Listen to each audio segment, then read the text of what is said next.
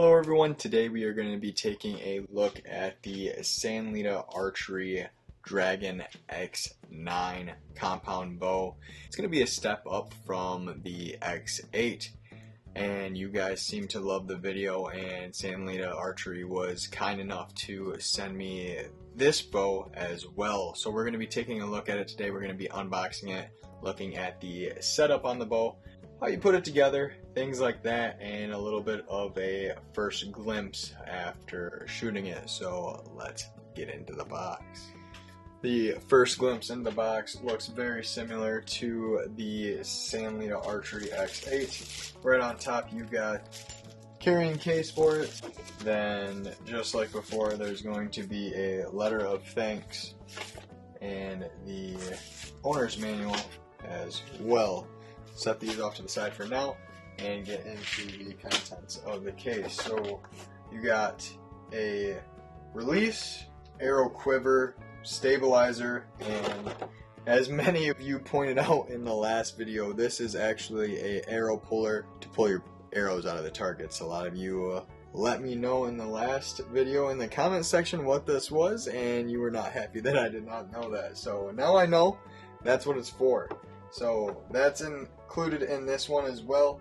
You got a Whisker Biscuit arrow rest and a 5-pin sight, along with all the hardware that you need to put this bow together. So, and not to forget the arrows that are included along with this as well. So I'm going to get it out of the box and we're going to start putting it together. And just giving a little bit more in-depth look of what's in the box. You got a dozen arrows, which is a great value within itself. A little bit of a closer look at the bow. I went with the wilderness color. I believe the other options are black and desert, but I really like the looks of this camo. But right off the bat, it feels pretty lightweight but yet sturdy in your hand.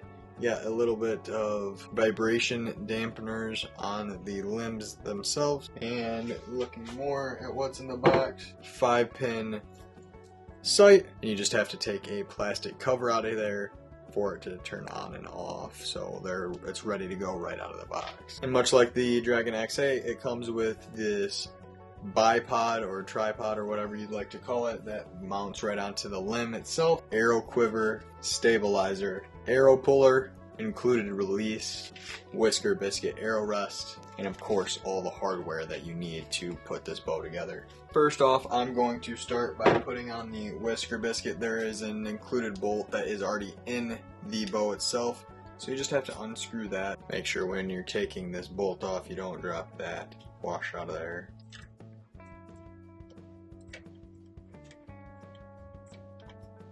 Once you get the Whisker Biscuit on as shown, you're probably going to want to leave it loose for now, just so you can make sure that the arrow can be tuned properly. But as you can see with the long feathers on the included arrows, you're going to want to probably put it up pretty snug up to the actual arrow, or up to the actual bow itself, because they are pretty far up on the arrow. Next up, we're going to be installing the 5-pin sight, and as I explained in my last video, the closer that you have this sight to yourself, it's going to make it easier to shoot. So if you're a beginner just getting into bow hunting, start off with putting the sight closer to you. The farther you have the sight away from you, the more movement you're going to have and the more micro adjustments you're going to see downrange. So just that little bit of movement is going to look so much larger with that pin moving around. So if you are getting just into the sport, I would recommend putting it up closer to you. That way you're not getting frustrated by every little adjustment. If you are more advanced in bow hunting and you want to have that little bit more accuracy, then put it a little bit farther out away from you on the bow itself. That way you can have a little bit more precision and you can see those little micro movements that you have downrange. Just make sure when you're putting it on, you're not using the very last 2 holes on here that are going to be closest to you when putting it on the bow itself, because you are going to use those for your arrow quiver when you attach it to the bow. So there's already some screws in the bow itself, so you're gonna have to screw those out real quick. And like I was saying, if you put it up closer to you, that's when you're gonna see less movement. If you push it out farther like that, that's when you're gonna see more movement. So I'm just gonna meet a happy medium and put it on the very middle. That way I can have a little bit more precision, but I'm not going to see every little bit of movement that I have downrange. And these ones you're going to be able to tighten right down, because you are not going to be making adjustments to this specific part of this sight when you're sighting the sight in. Just like that, you got it all set up and ready to go. You're going to see your 5-pin sight right there. Then the different ways to adjust it, you have some guided rails right here for your windage and elevation, so that you can actually mess with the entire sight itself. Or on the side right here, you have these little screws that you can loosen up and adjust each pin individually. Next up, we have the arrow quiver installation. So my recommendation is, this is a little confusing. Try to pop it out first like that, and kind of keep it like that when you put it on your bow, so you know which way it's going to need to go.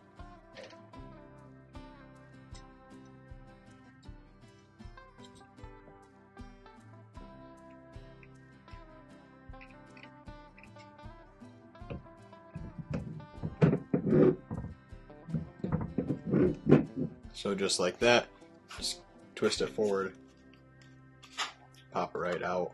Then the quiver itself does have an adjustment on it, so you can screw those bolts a little bit tighter so that this doesn't slide up and down, but this way you can adjust how high or how low you want your arrows to rest within the quiver itself, or I guess on the bow rather, how far down or up you want your arrows to sit. And I guess the instructions show another way of putting this arrow rest on so that it comes off in a different fashion. There's multiple different ways to put it on there, so you're not going to screw it up by putting it on. Do what makes you feel most comfortable. Up next is going to be putting on the stabilizer and strap. We'll put the stabilizer itself through the washer type hole and screw it in to the guided slot for you there. Once you get close to tightening up, kind of turn the strap to the counterclockwise direction a little bit, so that when you screw it in snug, it's going to push the strap pretty much parallel. And you'll just put the strap through like this, and then fasten this kind of like a belt.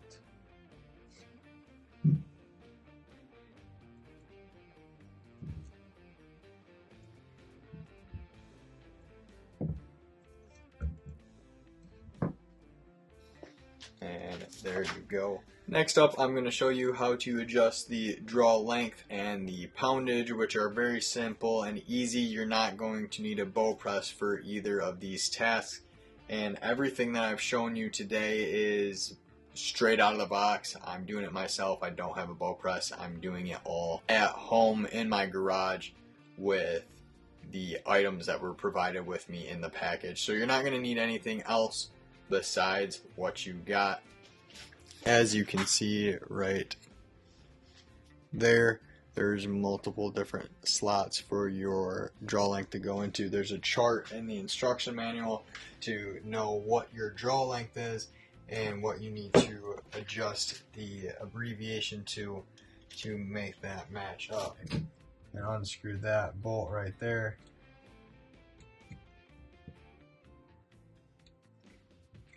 Try to keep my hands out of the way as best as I can so you can see exactly what I'm doing. Then we'll have to flip it over.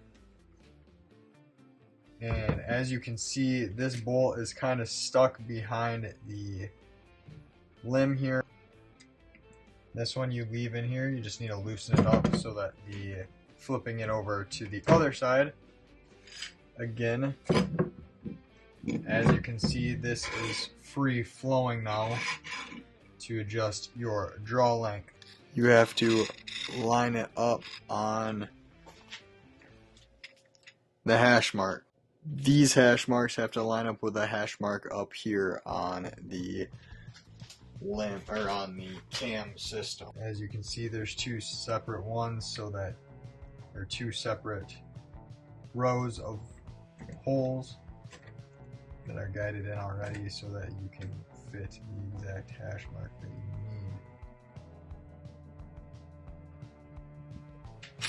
And flip this back over to tighten down your guide rod or your guide screw.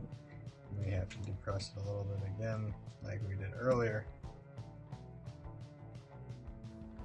Tighten that up like so.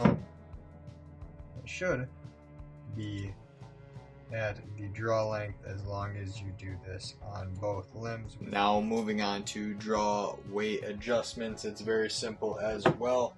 And a big factor to consider when adjusting the draw weight, there is a little hole here, but if you can see the end of the threads on that hole right there, it means you have gone too far. That's kind of your warning to know that you have loosened the limbs up too much and that you need to stop. To increase the draw weight, you're going to have to turn it clockwise when looking at it like this. Looking at the owner's manual, adjusting it half a crank adjusts the weight approximately 3 to 5 pounds. So you're going to need to make sure you adjust each limb the same. So if you do it half a crank,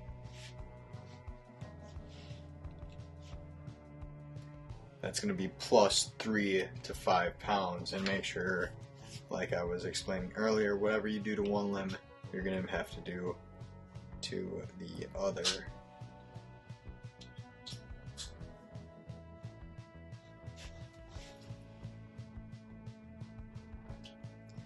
Now that you got it set up, I'm going to have to weigh it later just to see.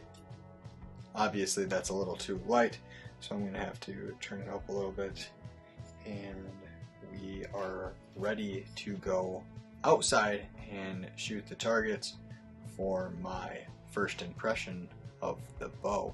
But like I explained, you do not need anything besides what is included in the box, which is great for a starter kit for a bow. You don't need to have any experience with putting together a bow.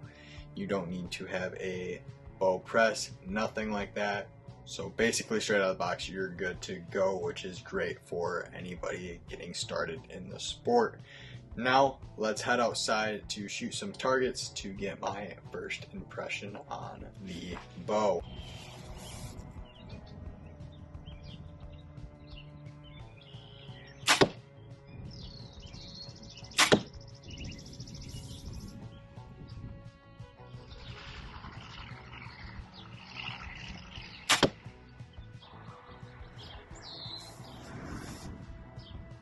Alright, after shooting it, I think I can give a pretty fair assessment of this bow. I was actually quite surprised by how quick it was after shooting it.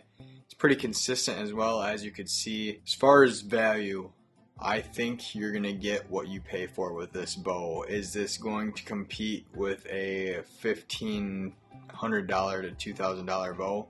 No, but for the price range that this fits in, I don't think you can beat this. You get everything that you need to set it up, whereas other bows you have to buy the arrow rest, the sight, all your arrows. This comes with a dozen arrows. It even comes with a release. So anybody getting into the sport, wants to start hunting, start target practicing, anything like that, I really don't think you can beat the value of this bow. It's honestly pretty good for the cost that you put into it, and it is a pretty good bow overall. Like I said, it's not going to compete with a $2,000, $1,500 bow, but they have different ranges in their bows to where I'm sure the higher priced ones will match up to those higher quality bows. This is just a medium level to starter level bow for anybody looking to get into the sport, and I think the price range for this is a very good value. looking at the bow itself, it's very clean. It looks just like any other bow on the market right now. I really like the painting, color, and logos on it are just much more clean looking in my opinion than the 8 was. But if you're interested in this, I'll have a link down in the description below. Big thank you to Sanlida Archery for sending me this bow to get my first impression and review video on it. If you guys have any questions, leave them down in the comments below. Hopefully I covered everything. I tried to look over my last video to see if I missed anything in that video too that you guys were really wanting to see. So I tried to include everything I could on this video as far as putting it together. But like I said, if you have any other questions, leave them down in the comments below. Again, huge thank you to Sanlida Archery for sending this my way. And I think that's going to wrap up this video. And I will see you next time. Thank you for watching.